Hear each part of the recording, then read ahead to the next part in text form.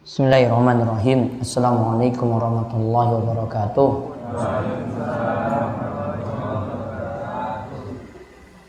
Alhamdulillah, segala puji bagi Allah Subhanahu wa taala.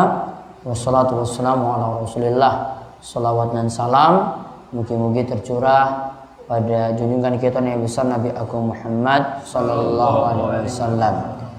Para jamaah sekalian, jamaah salat tarawih yang mugi-mugi senantiasa mendapatkan ridha, rahmat, keberkahan saking Allah Subhanahu wa taala. Kita bersyukur di malam ke-25 saking bulan Ramadan ini kita masih diberikan kesehatan dan juga diberikan kekuatan untuk menjalankan qiyam Ramadan, yaitu salat malam. Mugi-mugi kita termasuk di antara hamba-hamba Allah Subhanahu wa taala yang mendapatkan ampunan dan terus mendapatkan pelajaran-pelajaran di hari dan malam Ramadan yang kita jalani. Baik, untuk kesempatan malam hari ini kita akan mengulas pembahasan saking renungan ayat surat Al-Isra, surat ke-17 ayat 29-30 tentang masalah Allah mencela orang yang pelit.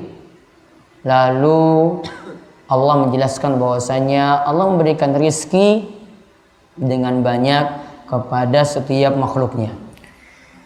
Allah berfirman, "Wala taj'al yadaka maghlulatan ila 'unukika wala tabsutha kullal bast fataq'uda maluman mahsura. Inna rabbaka yabsutur rizqa liman yasha'u wa yaqdir. Innahu kana bi'ibadihi khabiran basira." Di sini disebutkan, janganlah engkau menjadikan tanganmu maghlulah ila unukik, terikat, terbelenggu di lehermu. Wala tabsutha kullal bast, dan janganlah buka untuk setiap bukaan, faqta'uda maluma mahsura, maka nantinya engkau akan mendapat kerugian dari tanganmu tadi. Sesungguhnya Rabbmu melapangkan rizki kepada siapa saja yang ia kehendaki dan ia tetapkan untuk rizki-rizki tadi. Sesungguhnya Allah maha mengetahui lagi maha melihat apa nantinya yang dilakukan oleh setiap hambanya. Bapak kalian, ibu-ibu yang mugi-mugi senantiasa dirahmati dan diberkahi oleh Allah Subhanahu wa taala, surat Al-Isra tadi ayat 29-30 mengajarkan pada kita yang pertama di sini diterangkan, ini adalah permisalan tadi tangan yang diikat di lehernya. Ini adalah permisalan untuk orang yang pelit. Permisalan untuk orang yang pelit, di mana di sini dikatakan dia tahan-tahan hartanya, dia ikat tangannya di leher. Ini maksudnya tidak mau mengeluarkan hartanya untuk kewajiban, untuk zakat, untuk nafkah, untuk infak, untuk sedekah, untuk jalan-jalan kebaikan dia enggan. Wala tabsutha kullal basti, yang dimaksudkan sini adalah jangan berinfak di tempat-tempat lah yang bagi. Jangan terlalu mengeluarkan sesuatu pada tempat yang tidak pas atau berlebihan dari yang selayaknya. Artinya jangan menghambur-hamburkan uang. Maka dua sifat yang bertolak belakang yang disebutkan dalam ayat ini. Yang pertama orang yang pelit. Yang kedua orang yang menghambur-hamburkan harta. Yabsutha kullal basti, dia buka terlalu buka. Maksudnya di sini adalah dia terlalu boros, terlalu menghambur-hamburkan uang ketika menggunakan harta. Maka berarti dua sifat yang tercela nggih. Yang pertama apa? Pelit. Yang kedua boros, berlebih-lebihan. lebih dari yang pantas, atau di sini mengeluarkan pada tempat yang tidak pantas. Yaitu dia mengeluarkan pada tempat yang tidak pantas, jalan maksiat, berlebih-lebihan, atau dia mengeluarkannya pada tempat yang pantas namun sudah berlebih sekali. Contoh, boros dalam makan, boros dalam minum, ya, boros dalam pakaian, boros dalam keperluan-keperluan. Ya, sebenarnya itu seperti itu sudah cukup, ya, namun dia bersikap berlebihan dalam hal itu. Nah, kalau pelit ini kita sudah tahu doa yang diajarkan oleh Nabi Shallallahu Alaihi Wasallam. Pripun? Doa berlindung saking pelit. Pripun simba-simba? Yang doa nomor gangsal. Allahumma inni a'udzubika minal bukhl minal jubni wa a'udzubika min an uradda ila ardalil umuri wa a'udzubika min fitnatid dunya wa a'udzubika min azabil qabri. Ada tambahan riwayat menyebutkan Allahumma inni a'udzubika minal jubni wal bukhli. Ya Allah, aku meminta perlindungan dari juben dan dari bukhl, dari pelit. Kalau juben ini pengertiannya pelit untuk mengeluarkan sesuatu dari anggota badannya.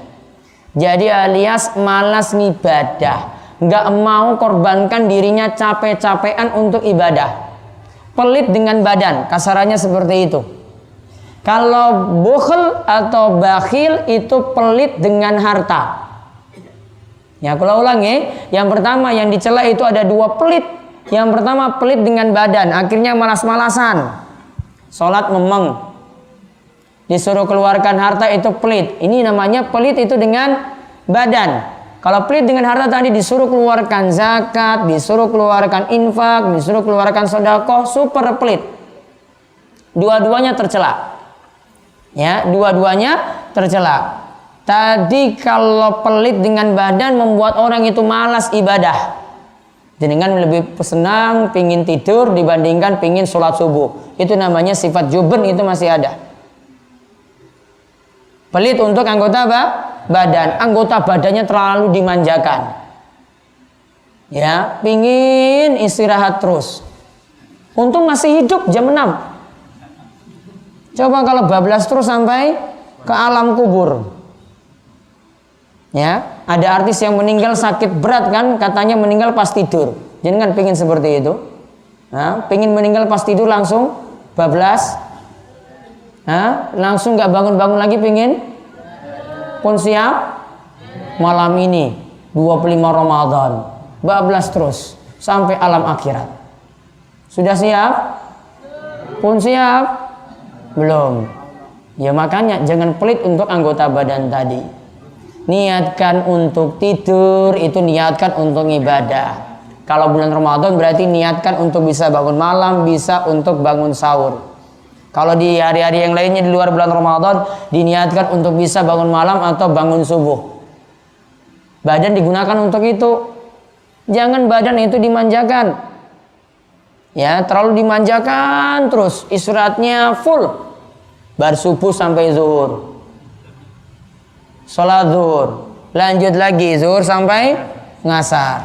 Oh, masih jam 3, urung buka. Bar ngasar, lanjut meneh sampai buka. Untung belum mati. Ya, masih diberikan nyawa, masih diberikan kesempatan. Makanya apa yang ada yang Allah Subhanahu wa taala berikan, saking badan, saking kesehatan, itu digunakan sebaik-baiknya. Jangan sampai punya sifat juban. Yang kedua itu sifat bukhl tadi, pelit untuk harta. Kemudian disebutkan di sini fataqauda malumam mahsura. Jika dia itu lakukan, maka dia akan mendapatkan kerugian dengan sifat yang dia miliki tadi, yaitu pelit dan boros atau berlebihan dalam menggunakan harta. Lalu Allah Subhanahu wa taala sebutkan dalam ayat 30, inna rabbaka yabsutur rizqa liman yasha wa yaqdir. Allah itu memberikan, melapangkan rizki bagi siapa saja yang Allah kehendaki, dan Allah menetapkan rizki bagi tiap orang. Maka dalam ayat ini jelaskan rizki itu jadi kehendak Allah, rizki itu jadi ketetapan Allah. Ada dua hal ya. Rizki itu jadi kehendak Allah, bisa jadi Allah beri, bisa jadi Allah tidak beri. Dan kalau rizki sudah diberikan, itu sudah jadi ketetapan Allah. Maka rizki itu bagian saking takdir. Dan Allah punya hikmah yang besar. Makanya di lanjutan ayat dikatakan, innahu kana bi'ibadihi khabiran basira. Allah maha mengetahui lagi maha melihat. Artinya rizki itu Allah tahu mana yang pantas dapat rizki. Allah juga lihat ini orang yang pantas, ini orang yang tidak pantas. Ada orang yang kerja biasa-biasa saja, penghasilannya 5 juta rupiah. Ada orang yang kerja banting tulang dari pagi sampai kembali malam lagi, gajinya cuma 2 juta rupiah. Tadi yang kerja cuma 2 jam dapat 5 juta. Yang kerja hampir 12 jam itu dapat 2 juta rupiah. Ini dapat segini, ini dapat segini, itu sudah jadi takdir. Sudah jadi takdir dari Allah Subhanahu wa ta'ala. Allah yang tetapkan si A dapat ini itu pantas, si B dapat ini itu pantas. Dan tidak bisa diprotes ketika sudah ditetapkan takdir seperti itu. Tidak bisa ada yang protes kalau ada yang punya rezeki berlebih, ada yang punya rezeki yang kurang. Ada ditetapkan kaya, ada yang ditetapkan miskin. Tidak ada yang bisa protes. Dan Allah tahu ini memang orangnya pantas kaya, ini orangnya itu pantas miskin. Andai orang miskin ini dibuat jadi kaya, jadinya apa? Sombong. Wah, aku bikin 2 motor anyar. Padahal kemarin itu baru miskin. Ya, langsung punya motor apa sing larang? FU. Ya, langsung bawa. Sombong sekali. Orang kaya dibuat jatuh jadi miskin. Sekarang kaya, besok pagi jadi miskin. Pasti nangis dan bisa gantung. Makanya Allah tahu mana yang pantas diberikan rezeki. Ini pantas sugih, ini pantas miskin. Tidak bisa memprotes takdir Allah. Allahu yabsutur rizqa liman yasha'u wa yaqdir. Allah yang tentukan, Allah yang kehendaki, dan Allah yang tetapkan rizki itu bagi setiap orang. Maka kalau jenengan sudah imani masalah takdir ini, wa may yu'min billahi yahdi qalbah. Siapa yang beriman dalam masalah takdir, maka Allah akan menunjuki hatinya. Artinya di sini bahwasanya kalau dia beriman pada takdir dengan benar, hatinya itu akan selalu tenang. Orang yang imani takdir dengan benar, nggak pernah cemburu pada orang, nggak pernah hasad pada orang, nggak pernah benci pada orang, nggak pernah sampai doakan jelek untuk tetangga, nggak sampai berlomba-lomba untuk dunia, nggak kejar-kejar nanti si A ini punya kulkas, pengen punya kulkas lagi. Si A baru tuku freezer ngertos freezer? Mbak Sisar minta freezer misalnya, yang lainnya juga pingin lagi punya freezer. Freezer apa Mbak? Untuk nyimpan bakso. Iya tak? Iya, untuk nyimpan bakso, kalih daging. Kalau makannya tempe, tahu ya untuk apa freezer? Freezernya nggak manfaat. Freezer itu untuk nyimpan bakso tadi. Katanya mau beli Mbah. Untuk apa Mbah? Hah? Mbak Sisar? Nyimpan bakso? Hah? Nyimpan brambang. Ya Allah. Memang ini mubazir. Mubazir temannya setan ini nanti. nyimpan daging. Maka orang tahu ini punya freezer, tahu ini kegunaannya apa. Yang ini nggak usah cemburu karena punya keperluan sendiri. Oh dia itu bakul bakso, bakso itu butuh nyimpan daging. Yang makannya tempe dan tahu, ya nggak perlu. Maka tahu ini keperluannya apa, ini takdirnya Allah tetapkan untuk apa. Sama ada yang punya motor, sikapnya seperti itu. Oh dia beli motor ini beli motor ini. Oh dia pengen nambah lagi. Oh tahu ini keperluannya untuk apa. Saya nggak perlu cemburu dengan rumput tetangga yang hijau. Sama dia punya istri pas-pasan. Ya, sengiki ayu, tetanggane ayu sekali. Kalau takdirnya istrinya sudah seperti itu ya sudah disyukuri. Ya, daripada punya istri cantik, ayu namun cerewetnya bukan main. Jaluk macam-macam terus. Pingin anting, ali-ali, cincin, gelang, gelang tangan, gelang kaki, gelang leher. Oh, leher pakai gelang juga. Nah. Gak usah cemburu pada tetangga. Ini mau beli itu, ya sudah itu takdirnya seperti ini, takdir saya seperti ini. Aku wong kere, wes. Sikapnya nanti kalau dia pintar menyikapi takdir, yang miskin itu sabar, yang sugih itu rajin bersyukur. Ya, dan ini lebih berat. Lebih berat ujiannya itu dengan harta daripada orang itu miskin melarat. Lebih berat itu ujiannya dengan harta daripada ujiannya itu dengan miskin. Orang miskin masih bisa sabar. Orang kaya dia nggak tahu kalau itu adalah ujian. Makanya ketika Abdurrahman bin Auf, saudagar kaya raya, Abdurrahman bin Auf yang kemarin saya ajarkan doa dari Abdurrahman kemarin, dia minta perlindungan dari sifat syuh. Abdurrahman dia waktu itu menangis. Menangisnya karena melihat Mus'ab bin Umair. Mus'ab bin Umair ketika meninggal dunia cuma dibungkus dengan satu kain kafan. Berapa lembar? Satu. Dia katakan kalau mau ditutup bagian bawah kakinya, kepalanya kelihatan. Mau tutup kepalanya, kakinya kelihatan. Abdurrahman bin Auf itu nangis. Nangisnya kenapa? Dia katakan bahwasanya saya khawatir kekayaan yang saya miliki karena dia saudagar kaya raya. Ini Allah dahulukan kekayaan ini di dunia sehingga di akhirat saya tidak mendapatkan apa-apa. Dia nangis dengan kayanya. Kalau kita senang dengan kaya, senang banget jadi wong sugih. Nggak ada yang senang jadi wong miskin. Ada yang senang jadi wong miskin? Coba, bapak ibu senang ya jadi sugih apa jadi miskin? Padahal doa Nabi Sallallahu Alaihi Wasallam, Allahumma inni as'aluka fi'lal khairat wa tarkal munkarat wa hubbal masakin. Ya Allah, aku minta kepadamu untuk bisa berbuat baik, tinggalkan kemungkaran, dan juga ya Allah aku mencintai orang-orang miskin. Berarti Nabi pengen jadi apa? Nabi pengen jadi apa? Nabi pengen jadi apa? Miskin. Jenengan pengen jadi sugih.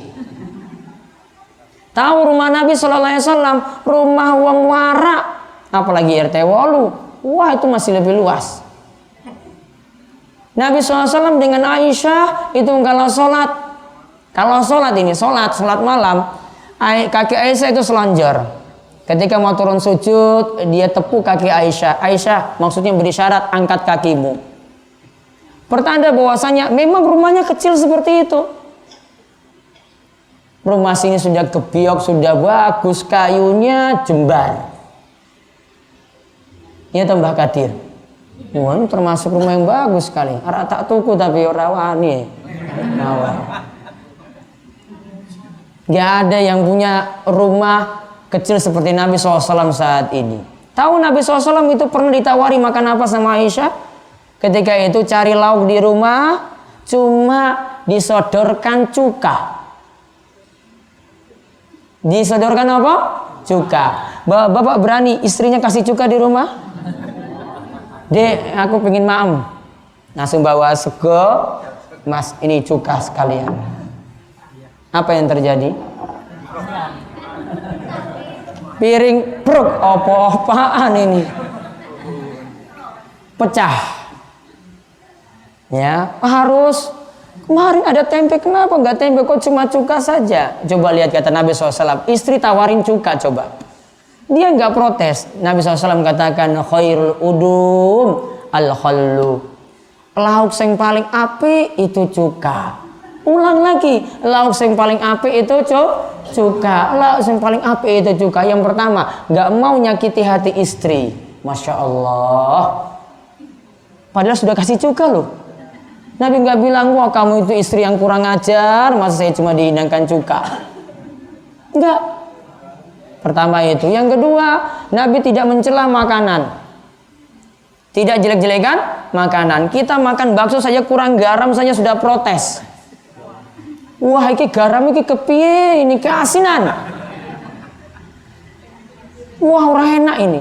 Kata-kata orang enak tadi, ini sudah mencela makanan.